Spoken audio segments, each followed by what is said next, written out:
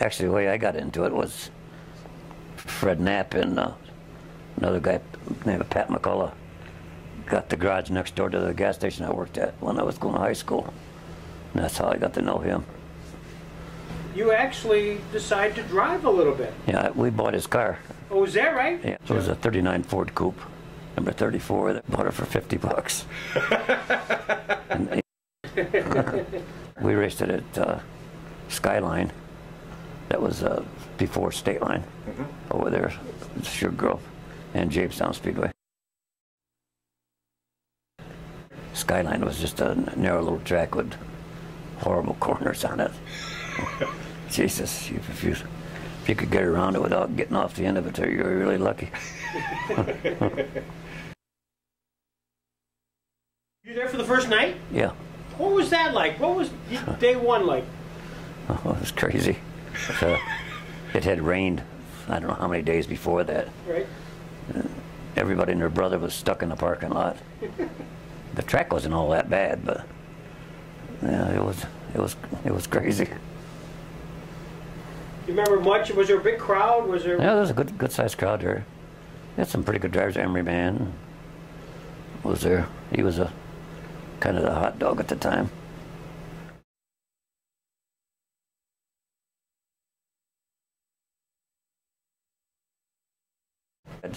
Tractor after tractor trying to pull people out, pulling their bumpers off, and it was quite a deal. Service manager down to Berglund's at the time. I started working down there, and then Fred Knapp was working there. We got together and got a car together. We bought Bob Dool's car, that 62 Ford, or 60 Ford. We run that for a couple of years. It's crazy. We had a brand new Chevelle. We ordered 3 cars. We ordered a 64 Chevelle, and a 64 Corvette with a 365 horse engine, and a 64 Impala with a 300 horse. And we swapped engines out on all of them. You never in the world ever do that in today's world. So that's how we ended up with but we built a brand, had it. Went down there on Sunday morning, took the Chevelle and drove it down to Gino's for breakfast, and then come back and tore it all apart. God, it's crazy. Did you get paid to do what you did on the cars? Yeah, we set up a percentage here. We owned our own car. Oh, okay. Yeah. Fred got 30%, and I got 20%. And then we had another guy that helped us there. I used to give him money out of my pocket. You were working for Bob when you and Whitey were with Bob. Did you get a percent at that time also? Yeah, because the car was actually I was taking care of the car there. Berglund gave me the car. We made out damn good there. We went out to Connet, won a big invitational out there. I think we made close to $3,000, which was a heck of a lot of money back then. And they had team race where they run, not team race, yeah, team race, I guess they call it. They run a Sportsman and a late model together. And Fred Knapp drove. One year he drove the late model and Skip drove the Sportsman, and we went the other way around the next year. And we won both of them. A race where we started at one track and ended at another track there, and we won that. And that was about $1,700. Well, they raced like 100 laps at Stateline, and then they went and raced at Erie another 100 laps. It could have been the other way around. I don't remember. Yeah, it was the other way around, yeah. Really? Was it? Yeah, it started at Erie. So it was, in essence, a 200-lap race, 100 at each track. But they sort of combined it? You got paid off at the end of the 200. Freddie won both segments, as I recall. Is that right, Jim? Yep. Wow. Tom Dill. Yep. Yeah. Yeah, he was another one that, one of the nicest guys in the world.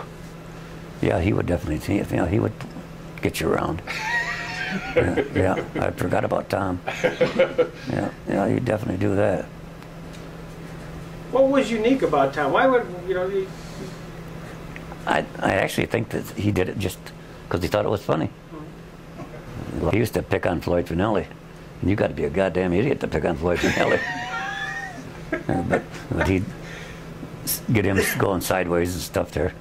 Floyd would be so darn mad. Tom, he'd be laughing. He thought it was funny. But that's the kind of character he was. All the way down to Daytona, you were there for Speed Week. Was that ego in being there, or what was it? I don't know. Stupidity, probably. So you guys kind of paid your own way. Julian wasn't picking up the tab? Well, Julian said he'd pay everything but our meals. The was funny thing with that was I took my slips over there for my, because we rented a house. Fred and I rented a whole house.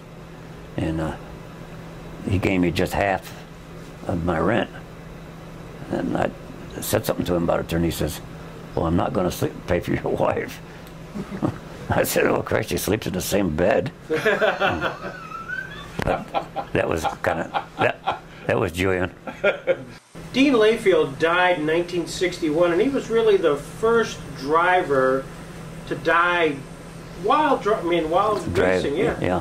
What did that mean to the racing community? What was your reaction? Well, there was a lot of, everybody felt real bad about it. I think it was a stone hit him.